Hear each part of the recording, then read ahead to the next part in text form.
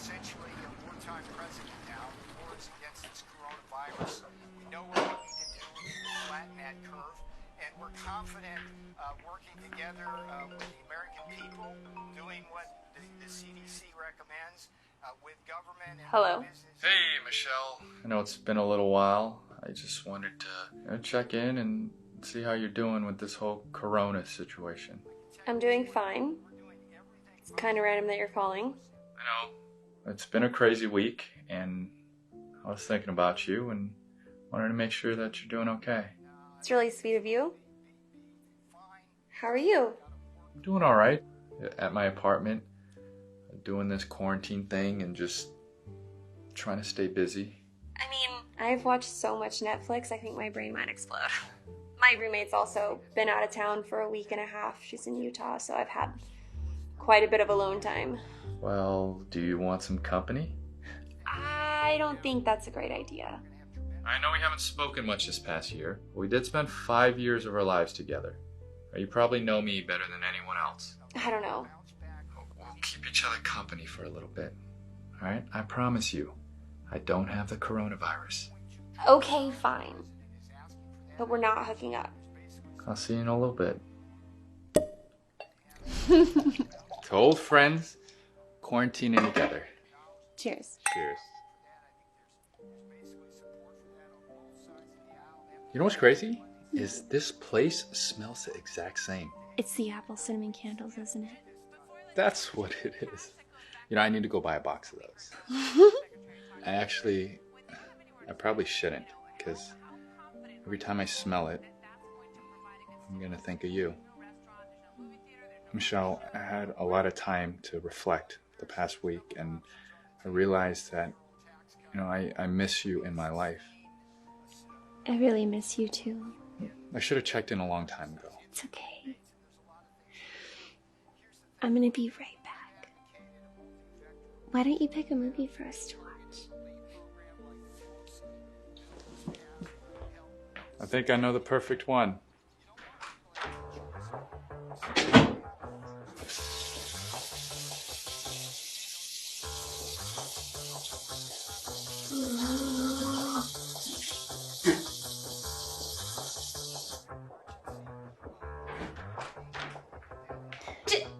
Jason?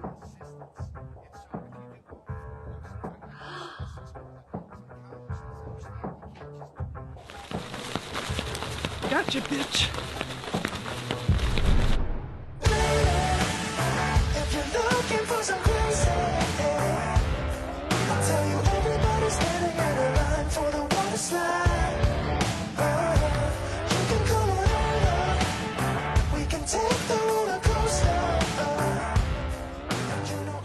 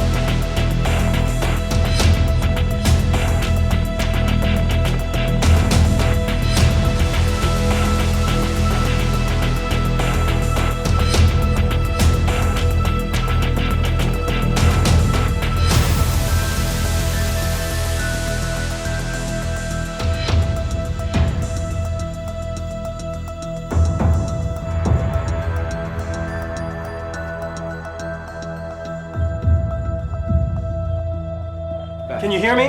My name's Dr. Arrington. You're in the hospital. Feeling well, and then this morning. You had a seizure this morning, Beth. Have you had something like that She have a before? history of seizures? No. Allergies, other medical I think she's allergic fall to recently? penicillin. Did her head No. shower? She came back from a trip and she What about drugs? MDMA? Ecstasy? No, we don't do that. Okay, let's get some help. Beth. Let's get a liner. I'll give you 2 milligrams of Ativan. Congress steps up its economic response, as you were hearing there from John. The spread of the coronavirus here is accelerating. Wednesday was the deadliest day yet, with more than 230 killed by COVID-19. Confirmed cases have now topped 65,000, and over 900 people have lost their lives. O thou who art everlasting, send your servant to guide the dead to new life.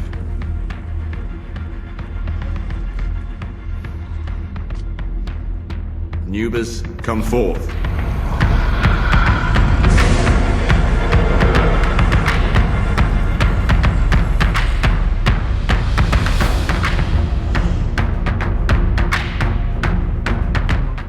Somewhere in the world, the wrong pig met up with the wrong path. You ever seen anything like this before? No. And it's still changing. It's figuring us out faster than we're figuring it out. It doesn't have anything else to do. So we have a novel virus with a mortality rate in the low 20s, no treatment protocol, and no vaccine at this time. That is correct. Our administration is marshaling the full power of the American government, and we will do that, and that's what we've done, and we will continue to do it until our war is won. Economic, scientific, medical, military, and homeland security, all of this to vanquish the virus.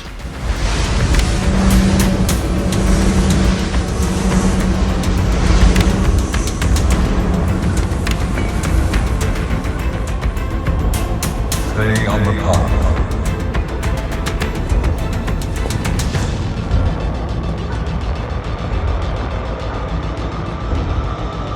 Biggest shopping weekend of the year. I think we need to consider closing the schools down. And who stays home with the kids? People that work at stores, government workers, people that work at hospitals. When will we know what this is? What causes it? What cures it? Things that keep people calm. What we need to determine is this. For every person who gets sick, how many other people are they likely to infect? So, for seasonal flu, that's usually about 1. Smallpox, on the other hand, it's over 3. Now, before we had a vaccine, polio spread at a rate between 4 and 6. Now, we call that number the R0. R stands for the reproductive rate of the virus. Any ideas what that might be for this? How fast it multiplies depends on a variety of factors. The incubation period, how long a person is contagious. Sometimes people can be contagious without even having symptoms. We need to know that too. A couple questions on those governors. You and your team obviously have had classified briefings on the pandemic, I assume, for a while now. Were the governors included in those briefings that you would have got in January and February? When did you warn the governors, as you would have had the information first? Yeah, well, they say I had classified briefings a long time ago, which wasn't true, but we've had briefings, and as I know it, the governors have also had many briefings by the federal government. To tell them this thing was coming. This was a... Oh, I think we knew. I think we knew for a while, but if you take a look, I was the first one to say to China, and I have great respect for China, I will tell you that, but I was the first one when they had the problem to say you can't come in, and if you go back, that's a long time ago. So if I...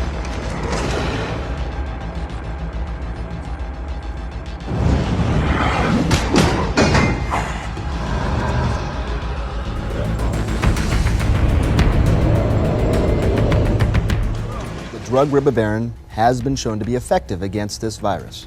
Yet, Homeland Security is telling the CDC not to make any announcements until stockpiles of the drug can be secured. Well, Dr. Gupta, there continue to be evaluations of several drugs. Ribavirin is among them. But right now, our best defense has been social distancing. No handshaking, staying home when you're sick, washing your hands frequently. Today I can announce further steps to expand testing capacity. We're working with several groups to determine if the self-swab, a much easier process than the current process that's not very nice to do, I can tell you, because I did it. But We have a current process that's a little bit difficult. If you have it done, the groups are working on determining if a self-swab by an individual is as effective as the other. The other is very effective, very accurate. And now it's our time. We must sacrifice together because we are all in this together and we'll come through together. It's the invisible enemy. That's always the toughest enemy, the invisible enemy, but we're going to defeat the invisible enemy. I think we're going to do it even faster than we thought, and it will be a complete victory. It'll be a total victory.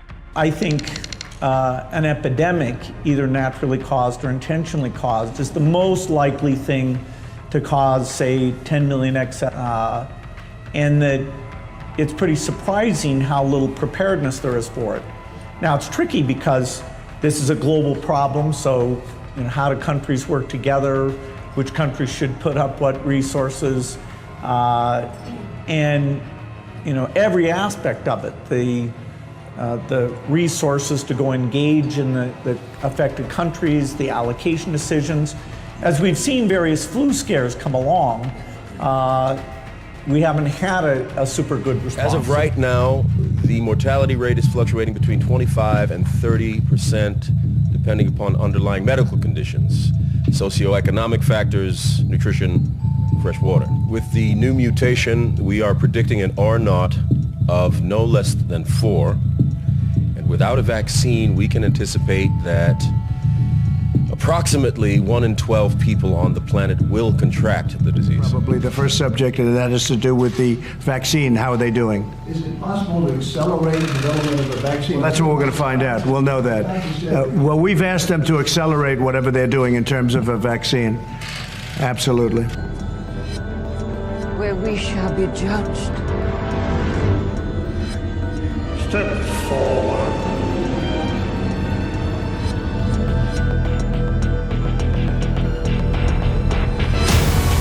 What do you offer?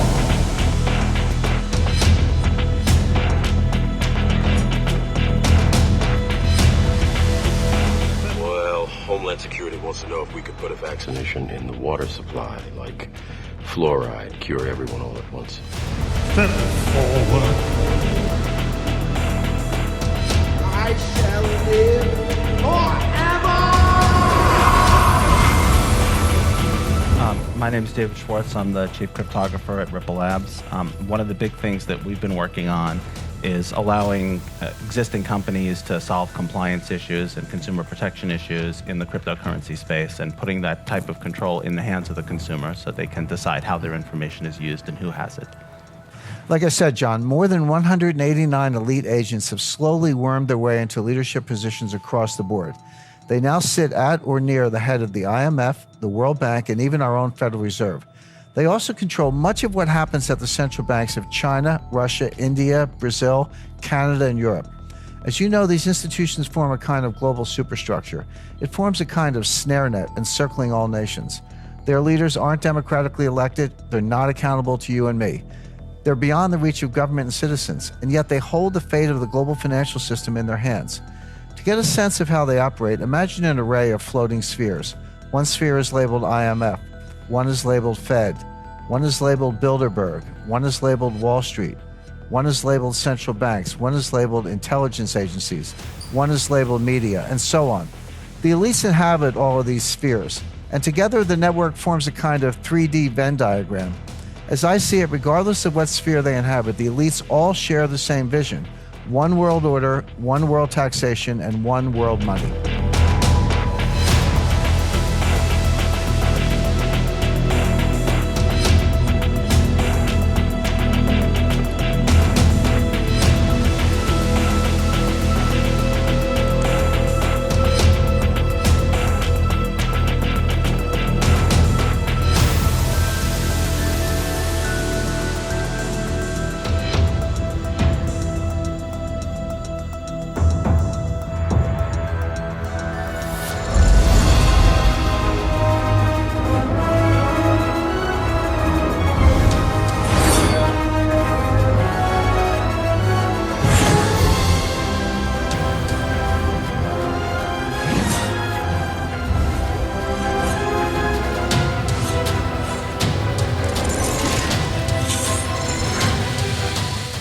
If we wait for consumers to become sophisticated and we say that the cryptocurrency movement requires consumers to have a high level of sophistication, it's going to be a very slow movement. We'd like consumers to have that level of sophistication, but I don't think we can wait for it. So we need to build systems that give consumers the same types of experiences that they're used to and the same types of controls that they're used to in the cryptocurrency space while still giving them the benefits. And that's not easy to do. It's not immediately obvious how you can do that, but I think we can move in that direction, and I think that will help with regulatory challenges and make it easier for financial institutions and larger businesses to accept Bitcoin because they'll know what the risks are and they'll be more minimized.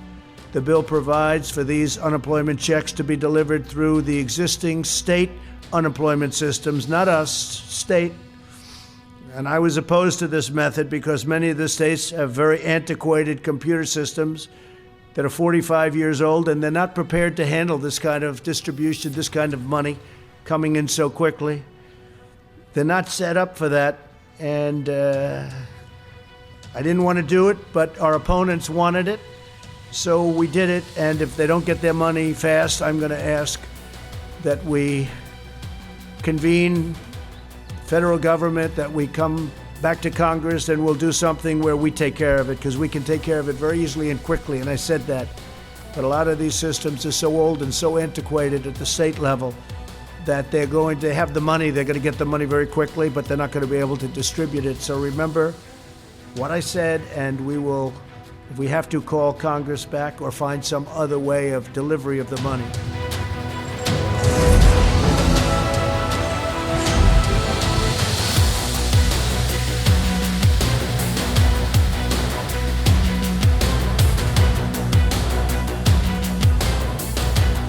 Of course, there's the entire contractual and legal framework. I mean, that doesn't go away. So it's a different payment system. It's irreversible. It has its unique characteristics, but the entire rest of the system is still there, and it still works. And we can see these challenges that we have. We can see as technical problems that have technical solutions. I mean, it's not that. We have payment systems today come with identity. Like if I pay with a credit card, identity information is sort of automatic. The merchant doesn't have to investigate my identity. They can get the clearance on the credit card and they get the identity automatically. We can build those same systems into cryptocurrencies if we want them. Connect that with growth, future growth at Bank of America. How much of that is top line, if I can say that, and how much of it is the margin? Sure. Because it may be you're just getting people to use the services more, top line growth, right. Or it could be it's more efficient, because I've heard that it's much less expensive for Bank of America to really handle an account online than it is in a branch. So we've been at this now, Erica's 18 months old, but if you go back to the branches to ATMs, ATMs to phone, branches to phones, phones to ATMs, ATMs to digital technology, computer-based banking, into mobile phones. So this has been a massive transformation. And so in the last 10 or 12 years since the entire franchise came together, what you've been able to see is us go from 6,100 branches to 4,300 branches with about 1.5 times the business. That's been enabled by the customer's usage pattern changing dramatically. So you never want to be ahead of the customers, you never want to be ahead of the customers. So it's a top line in that we have 1.5 times as much deposit base. It's a bottom line in that the cost structure is down about 50% in that time frame. And so you're leveraging on both sides. Meanwhile, we've also had to observe a much lower rate structure, which from last decade to this decade, that also costs us a lot of revenue. So you put that all together, and so you have good profitability in consumer bank, but the way you made up for some of the rate challenges was you were able to take out we basically have no irreversible electronic payment systems in the United States, pretty much at all. They don't exist. Consumers are entirely used to having this broad spectrum of protections. And I think as a short-term plan for Bitcoin, if we want to be successful, we're going to have to find a way to provide those same protections. I think we can. I think we can offer a full spectrum of services. People can interact directly with the blockchain. People can interact with third-party services that provide whatever types of protections they want. And I think we can design systems where the control remains with the consumer, so that the consumer is not at the mercy of those third-party services, but still gets the protection for them. Multi-signature is a good example of a system where the consumer can get protection from a third party, but the third party can't control the spending of their funds. I mean, that's like a perfect solution to a problem that you might think wasn't a technical problem. You might think that that's a legal problem. But I think we can do a lot with technical solutions. We have a lot of smart people in this field working on the problem, and I think there are there are ways that we can do it, and we have to. We have to. Thank you all very much. It's a very important day. I'll sign the single biggest economic relief package in American history, and I must say, or any other package, by the way. It's twice as large as any relief ever signed. It's $2.2 billion, but it actually goes up to $6.2 potentially trillion dollars. So you're talking about a $6.2 trillion bill, nothing like that. And this will deliver urgently needed relief to our nation's families, workers, and businesses. And that's what this is all about. And it got a 96-0. And I don't know, what was the number in Congress? What Voice was the host.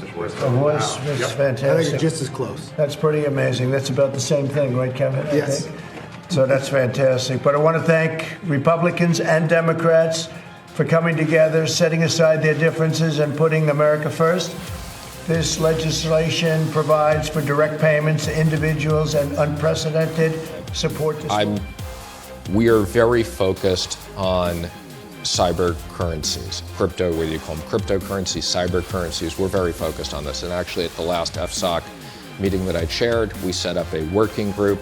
We're working with all the regulators. So really the biggest issue, I have two issues with them that we're focused on.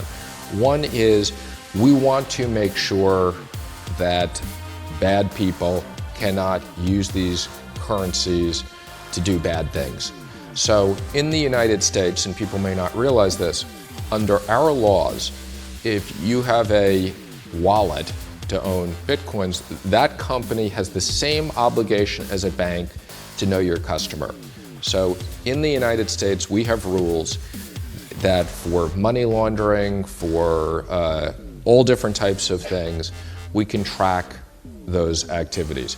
The rest of the world doesn't have that. So one of the things we will be working very closely with the G20 on is making sure that this doesn't become the Swiss-numbered bank accounts.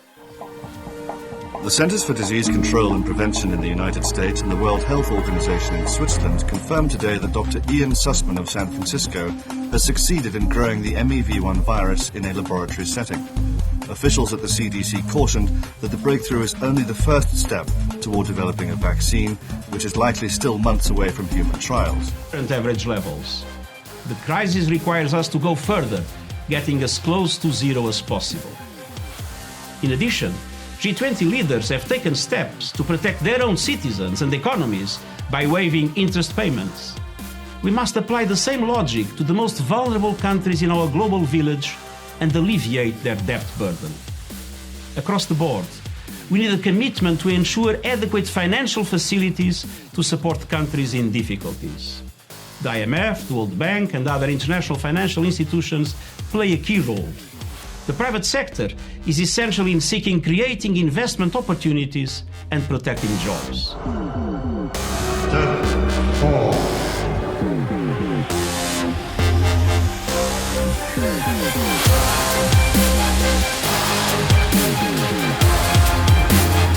What do you offer?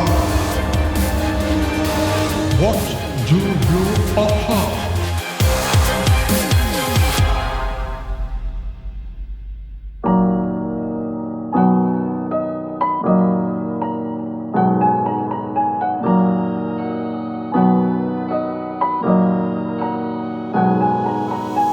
Type of movie villain is cashing in at the box office. Contagion was #1 in its opening weekend, and the people who've seen this terrifying story of a global virus are not walking out saying it's just a movie.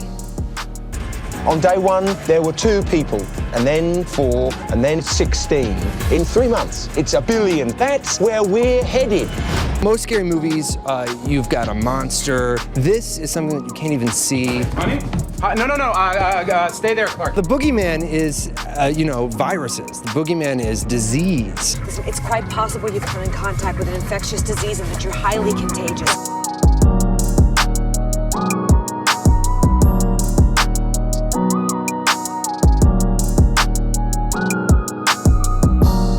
Just as scary as something, you would see with vampires or something, except I think it's even more because it's real, so I think it's one of the scariest films that came out, so see her. Or everyone coughing in the movie theater. I thought it probably wasn't a good idea to cough. The average person touches their face 3 to 5 times every waking minute. In between, we're touching doorknobs, water fountains, and each other.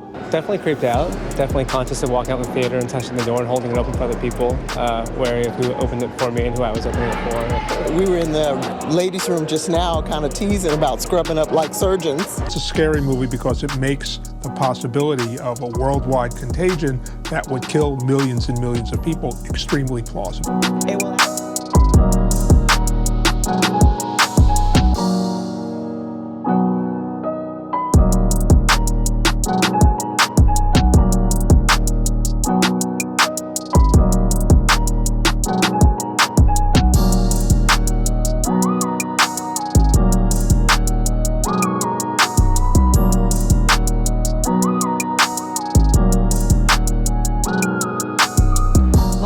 The Centers for Disease Control worked very closely with the filmmakers to make this pandemic as real as possible. Could it actually happen, though? For that answer, we turn to the director of the CDC, Dr. Thomas Frieden. Good to have you with us this morning. Give us a reality check. How plausible is a scenario like the one that plays out in the film? Actually, it is quite plausible. We're all connected by the air we breathe, by the food we eat, by the water we drink. And in fact, CDC and our partners identify about 1 new pathogen each year.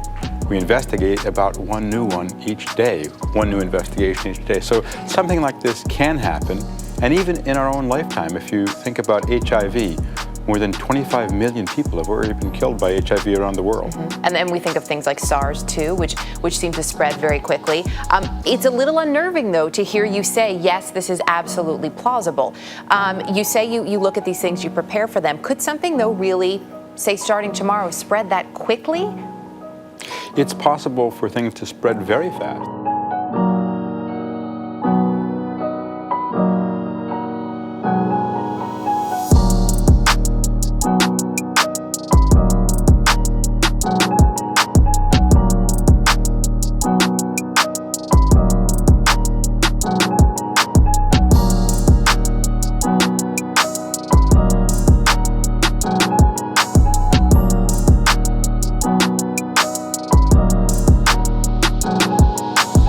So sure, this is possible, but what's important is that we can do a lot to prevent it, to reduce the impact as well. So when you were approached by the filmmakers for consulting on the film to make sure they really wanted to make this as real as possible, when you see the final product, which as we mentioned you've seen twice, do you look at this as an opportunity to teach people? Or do you think it's sort of stoked more fear in people, as we heard from some of the moviegoers? I think it's important that people understand that there are people at the local, state, federal, and global levels who are working to track what's happening so that we can prevent this from happening. There basically are a few things that we do in public health. We detect signals so that we can identify soon when a new pathogen is emerging. We figure out the laboratory aspects of it. What is it? How does it spread? And we figure out how it acts in people, so what's called the epidemiology of it, and then we figure out how to control it. We can't say that we can control everything, but we can say that we can always be better prepared today than we were yesterday and better prepared tomorrow than we were today. The challenge in this country really is that over the past 2 years, about 45,000 jobs have been lost from local public health agencies. Those were many of the people who would detect and respond to an outbreak such as this one. All right, well, we will continue to follow this, and of course, in the interim, I think people are going to be washing their hands and using a lot more hand sanitizer.